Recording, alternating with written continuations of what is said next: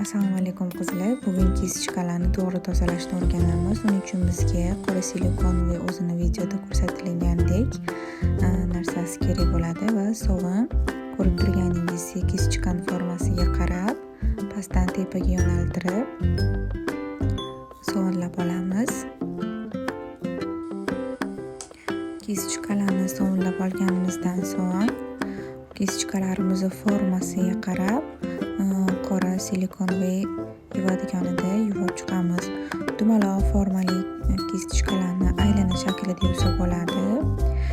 Ploskiy kisichkalarni o'sha videoda ko'rsatilgandek pastdan tepaga yuvamiz. Ularni aylana shaklida yuvib bo'lmaydi. Yana bitta muhim etaplaridan biri bu обязательно sovunla yuvib bo'lganimizdan so'ng kisichkalarimizga mana shunaqa soch balzamida ozginadan surib chiqamiz. Bu bizni kisilarimiz yana ham yumshoqroq va uzoq xizmat qilishiga yordam beradi. Endi esa kremli produktlarga ishlatadigan kisichkalarimizni yuvib olamiz. Bularni ham birinchi sovunlab olib, keyin silikonli щеточкасida yuvib chiqamiz.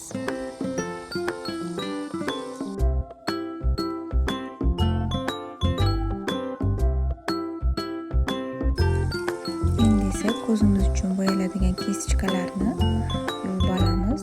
Bularni ham birinchi qo'llab olib va sovunda yaxshilab sovunlab olib, mana ko'rib turganingizdek ploskiy kislarni pastdan tepaga qarab yuvib olamiz. Kisichkamiz ham formasi boshqacha bo'lganligi sababli pastdan tepaga qarab yuvib olinadi. Bu Bachonov nomli kisichkamiz. Buni aylana shaklida yuvsa bo'ladi. Bu esa men yaxshi ko'rgan kisichkam. Расшифровка qiladigan kisichka. Buni aylana shaklida yuviladi. Bu ham Bachonov kisichka. Bu ham aylana shaklida yuviladi. Buni esa pastdan tepaga yuvsa bo'ladi va bularni ham yaxshilab suvni chayib bo'lganimizdan so'ng ko'rib turganingizdek bunga ham ozginadan balzam surib chiqdim.